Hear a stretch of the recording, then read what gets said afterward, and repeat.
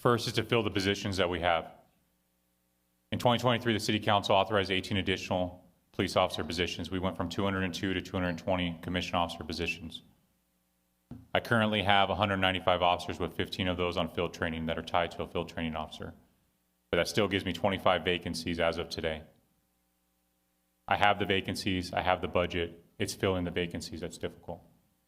For context, we were as low as 161 officers at one point in 2021, so we've come a long way, but we still need to fill those positions. If I had those 25 positions filled, I can do a lot of things that I cannot do now. I could have officers or add officers to hotspot policing in high crime areas. I could add detectives to property crimes, but I have to fill those positions to make that happen. Right now, it's important to understand the landscape in policing. Fewer people than ever want to be police officers for a number of reasons. And the pool that we have, that small pool of qualified people who want to be police officers, all the agencies are fishing from that small pool. We're all hurting for people, and there's less people than ever that want to do this job, that are qualified.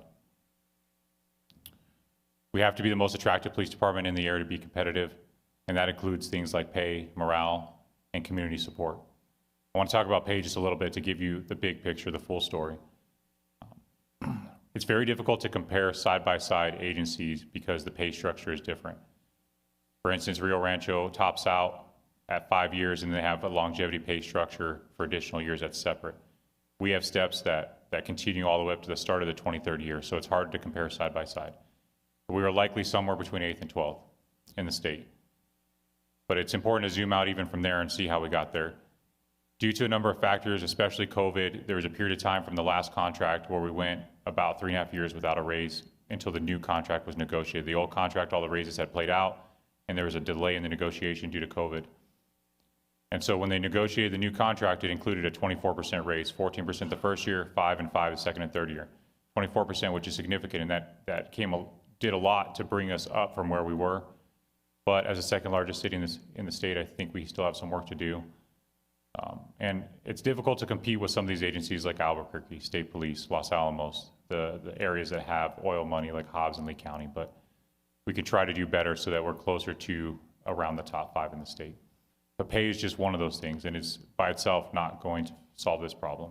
Morale is important. That is in large part on me and my command staff to create a culture in a department where people want to be there to help with recruiting and retention. And then support from the community. These officers, this small group of people that want to be police officers, they get to shop around.